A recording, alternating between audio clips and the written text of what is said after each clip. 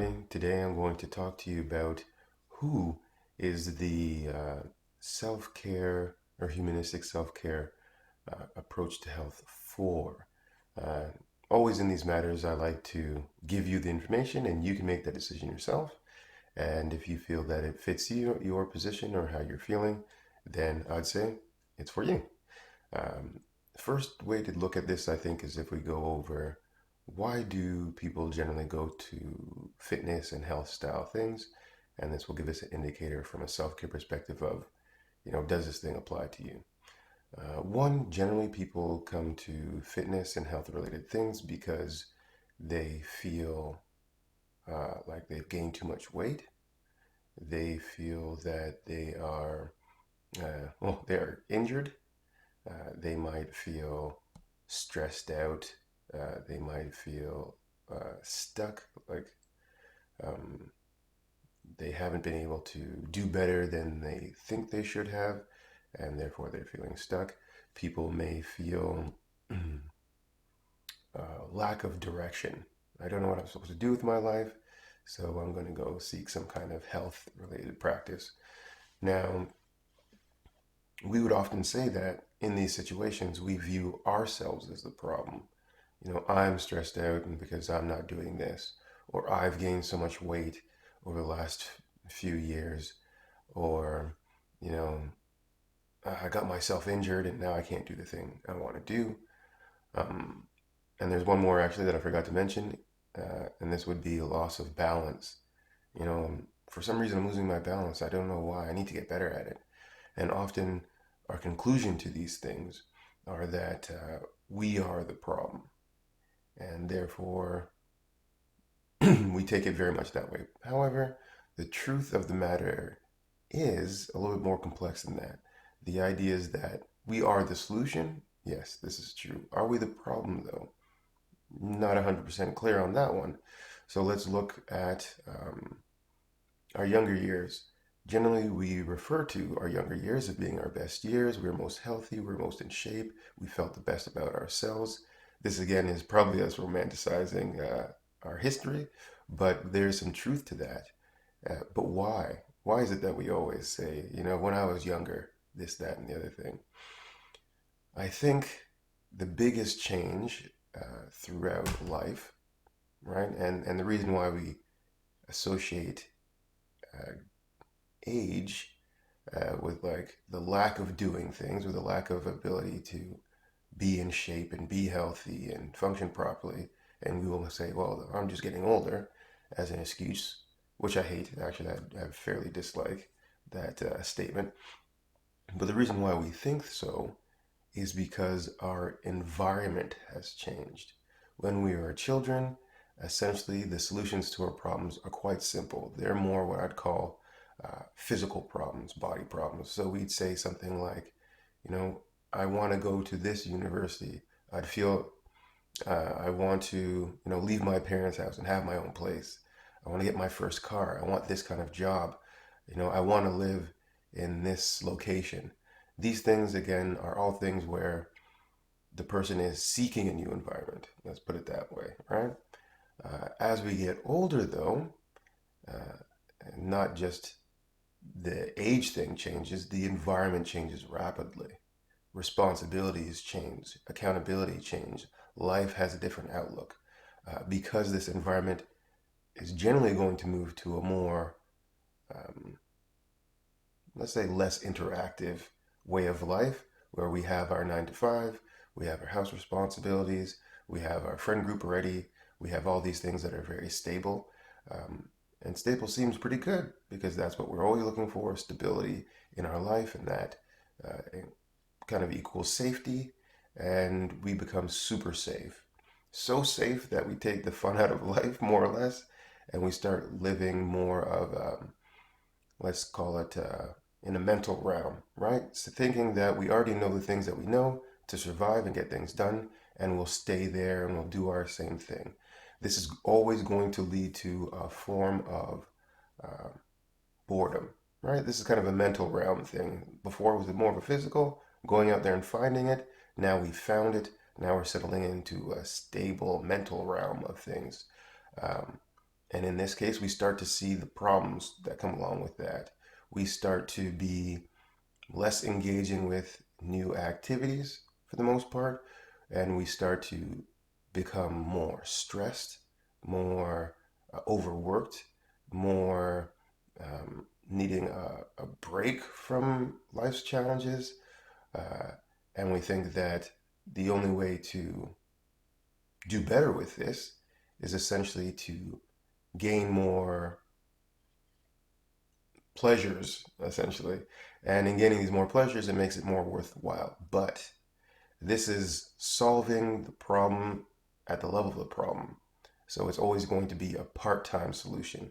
It's not going to get us to the next stage, which is going to be more of a feeling related thing. So once we've been young professionals for a little while and now we're moving into more a mature career, essentially we're going to have these emotional problems. I know we don't like to think that emotional problems are a thing, but we all are human, and even if we don't show how we emotionally feel externally, internally, the process is happening. Those hormones are doing their thing, whether we like to think so or not. So this leads to these kinds of problems. These problems are going to be mainly associated with feeling, like I was saying, so lack of fulfillment, uh, increased anxiety over things, increase just boredom, complete boredom. I've been doing the same thing for 35 years, and I do it day in and day out. All the creativity is essentially squeezed out of life at this point.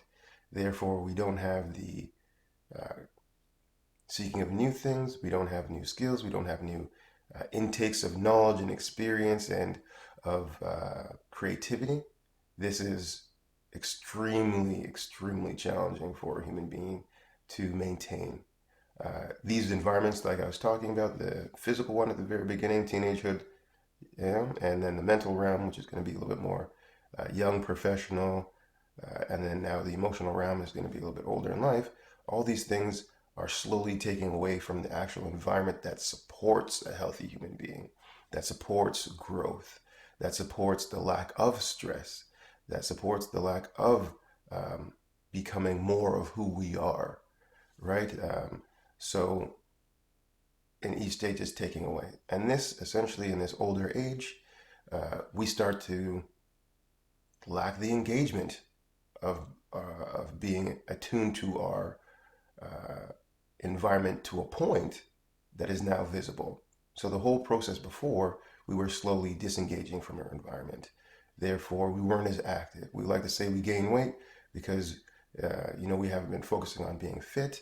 This is not true. It's more appropriate to say that we've been stressed out mentally and emotionally. Therefore, we decide not to move, right? It is a response to something else, 100%. So now that we've been going down that path, we now start to lack the ability to interact with life. This is again, through this process, injury is possible because we're not being very much aware of what the body is doing and the tightness and stiffness. And you should know the body does give several warnings before an injury actually happens. So people would be unaware up until the injury point. Uh, then they become super aware because that's very painful. Now, that being said, in later years, we start to lose balance. Why is this? Does everybody lose balance? Not everybody.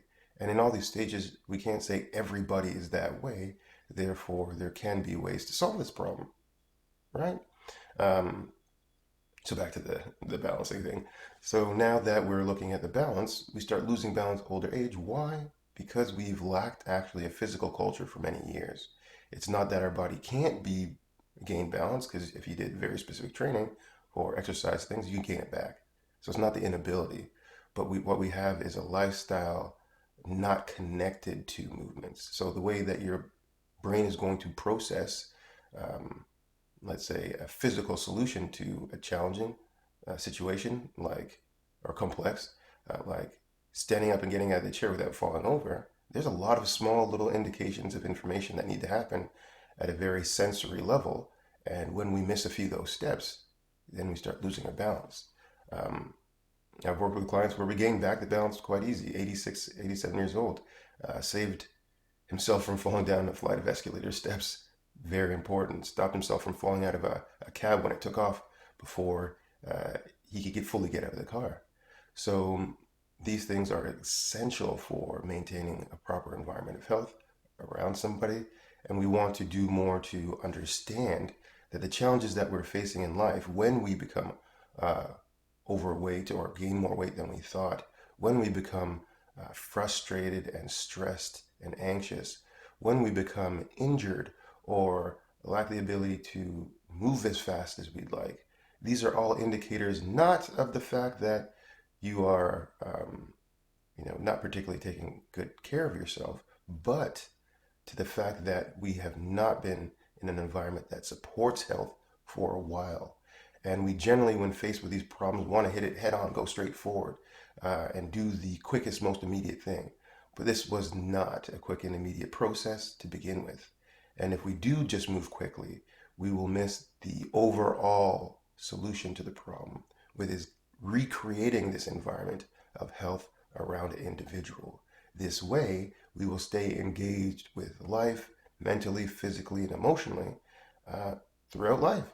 And it will be a lot more enjoyable. There'll be new things, there'll be exciting things, there'll be new ways of looking at the world, there'll be new ways of seeing ourselves. Again, we only gain the appropriate information about ourselves when we explore new things. This is feedback. The mirror neurons, these things that create empathy and that kind of thing, they need to see things to reinterpret them to then gain a more clear picture of ourselves. We say that in older ages we gain wisdom. Why is that? That is because we have seen many reflections of ourselves and now have settled down to some time to think about them, and we can see ourselves most appropriately. And this is generally why people that are older start to say, I'm finally living life. Well, that's great, but we want to have that skill a lot earlier if we can. And to my knowledge and all the research I've done, practical and books and stuff like that, I've seen that the solution is more of this full body thing. Life is complex. We have to treat it with the subtle complexity that it has, and always know that if it's not quite adding up, then we must be missing something essentially. So self-care is in the business of restoring these things. So this whole process that I'm talking about is all about restoring the personal environment of health. And to do so, we have to start building an appropriate picture of ourselves so that we can navigate problems, not from the level of where the problem is, but from the level of the solution, which is going to require growth always. That's how we get over that challenge. Um, yeah, I think that is a pretty overall picture of who can be helped by the humanistic approach to health, which is self-care. Um, I think many people can be helped. Maybe that's you. Maybe after this introduction, you can see how you could benefit from these things. If so, feel free to contact me at info@designfitness.ca, and we can set up a self-care plan for yourself, really looking into creating your personal environment of health. I do think that in the coming years, 5 or 6, this will be very much a main practice of everybody's health, because the challenges that we're facing with COVID and with just where we are in the sense of our growth as human beings, we will be needing this kind of support. It's going to be our primary kind of support so that we don't lean too heavily on the healthcare system draining those resources. All right. Thank you very much for listening, and have a great day.